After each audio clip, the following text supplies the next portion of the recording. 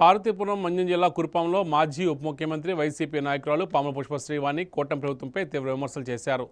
కురుపాం నూతన ప్రభుత్వ ఆసుపత్రి వద్ద నిర్వహించిన మీడియా సమావేశంలో ఆమె మాట్లాడుతూ వైసీపీ హయాంలో చేపట్టిన అభివృద్ధి పనులకు కూటమి ప్రభుత్వం క్రెడిట్ కొట్టేస్తుందని ఆరోపించారు.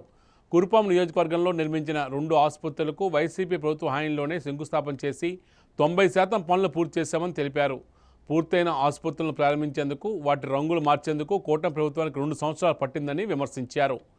వైసీపీ నిర్మించిన భవనాలకు ప్రస్తుత ప్రజాప్రతినిధులు రిబ్బన్ కట్ చేసి తమ ఖాతాలో వేసుకుంటున్నారని ఆరోపించారు. సూపర్ 6 హామీలను పూర్తి స్థాయిలో అమలు చేయకుండానే చేశామని చెప్పుకోవడం సిగ్గుచేటని తెలియజేశారు. గత ప్రభుత్వం అప్పులు చేసిందని విమర్శిస్తున్న కూటమి నేతలు ఇప్పుడు సంక్షేమ పథకాల కోసం అప్పులు చేస్తున్నారని ప్రశ్నించారు. వైసీపీ ప్రభుత్వం దిగిపోయే సమయంలో ఖజానాలో 5,000 కోట్లు ఉన్నాయని స్పష్టం చేశారు. కురుపాంలో జరిగిన అభివృద్ధికి కూటమి ప్రభుత్వం క్రెడిట్ తీసుకోవడం మానుకోవాలని పుష్పశ్రీవాణి డిమాండ్ చేశారు.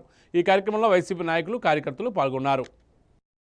కురుపాం సిహెచ్సికి సంబంధించి అదనపు బిల్డింగ్ కానీ, అలాగే భద్రగిరి సిహెచ్సి హాస్పిటల్ కానీ నిన్న పార్వతీపురం మన్యం జిల్లా ఇన్ఛార్జి మంత్రి గారు, వ్యవసాయ శాఖ మంత్రి గారు అచ్చెన్నాయుడు గారు వచ్చి ఈ 2 హాస్పిటల్స్ని కూడా ప్రారంభించి వ్యాఖ్యలు చేస్తూ గుమ్మలక్ష్మీపురం మండలంలో భద్రగిరి హాస్పిటల్ని ఉద్దేశించి ఈ హాస్పిటల్ని చూస్తే ఇది గవర్నమెంట్ హాస్పిటలా లేకపోతే ప్రైవేట్ కార్పొరేట్ హాస్పిటలా అని తలపించేలాగా ఉంది అని చెప్పేసి ఆదివాసీలకి అంకితం చేస్తున్నాము.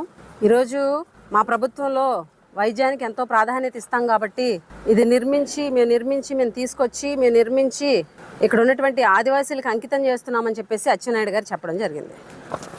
ఈరోజు ఈ ప్రభుత్వం ప్రతి విషయంలో కూడా గతంలో జగన్మోహన్ రెడ్డి గారి ప్రభుత్వంలో జరిగినటువంటి అభివృద్ధిని, గతంలో జగన్మోహన్ రెడ్డి గారి ప్రభుత్వంలో జరిగినటువంటి పనులని వీళ్ళు చేసినట్టు, వీళ్ళే నిర్మించేసి వీళ్ళే అన్ని చేసేసినట్టు ఈరోజు క్రెడిట్ చోరీ అన్నమాట. క్రెడిట్ చోరీ అనేది ఈ కూటమి ప్రభుత్వానికి అలవాటుగా మారిపోయింది. ఎందుకనంటే కురుపాం హాస్పిటల్ కానీ అదనపు బిల్డింగ్ 3 కోట్ల రూపాయలు, అలాగే భద్రగిరి 9 కోట్ల రూపాయలు, సుమారుగా 9 కోట్ల రూపాయలు హాస్పిటల్ కానీ, ఈ 2 కూడా జగనన్న ప్రభుత్వంలో అప్పుడు నేను డిప్యూటీ సీఎంగా ఉన్నప్పుడు శంకుస్థాపన చేయడం జరిగింది. 2020 నవంబర్ 19న ఇక్కడే ఈ ప్లేస్లోనే శంకుస్థాపన చేయడం జరిగింది.